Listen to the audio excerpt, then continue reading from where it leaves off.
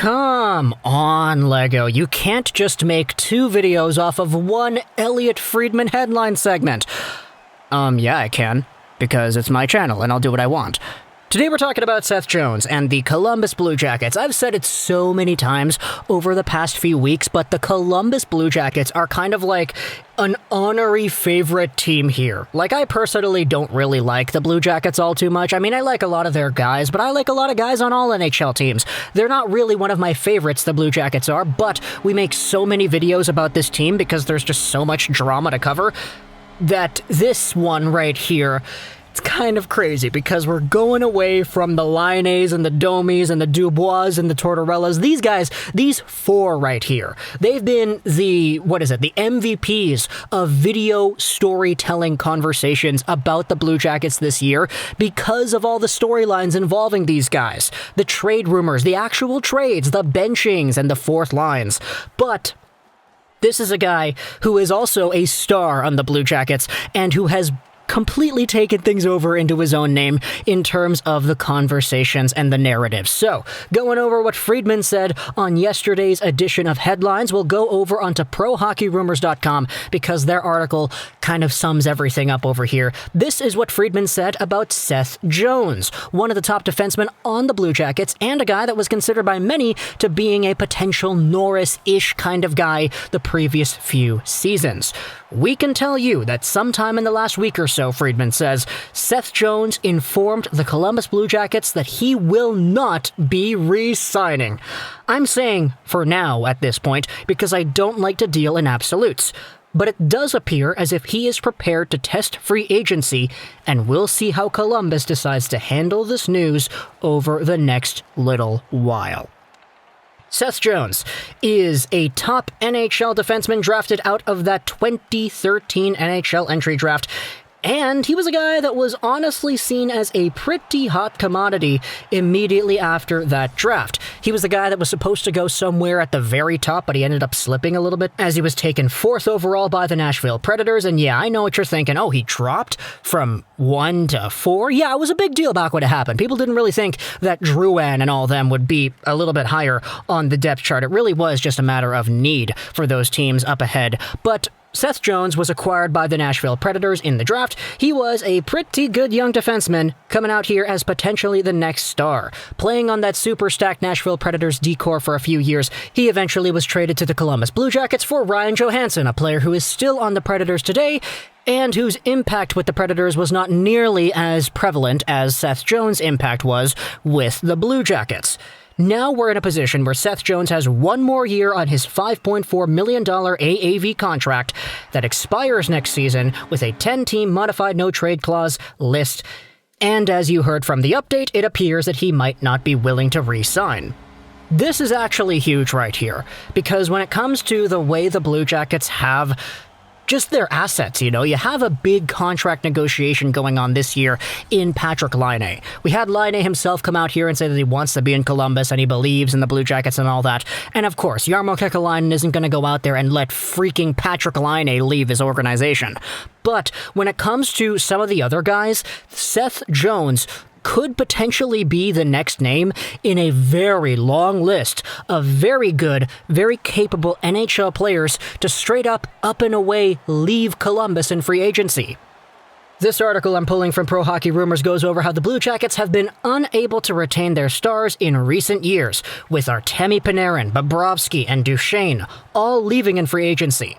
And these were all really big deals. Artemi Panarin is now like a Hart candidate guy, one of the best players in the entire East Division, if not the absolute best.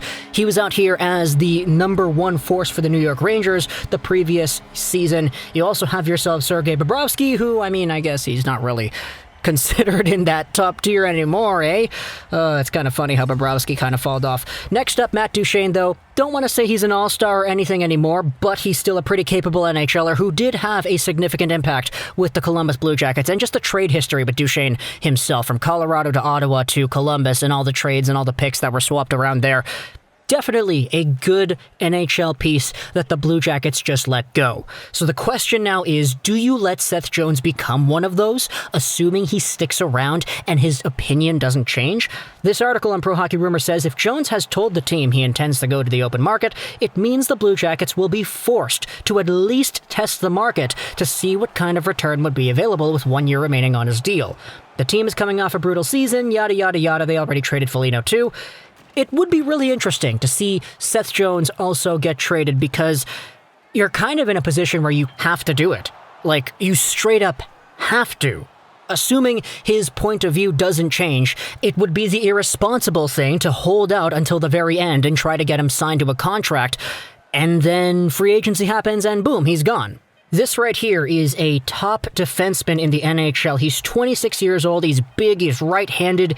He put up 28 points in 56 games last year. Now, to be fair, he has had better offensively productive seasons in the playoffs in 2018-19. 9 points, 10 games played. Pretty good right there. And at his best, Seth Jones is, in the minds of some people, a player who could potentially gather Norris votes. You don't let this kind of guy walk for free.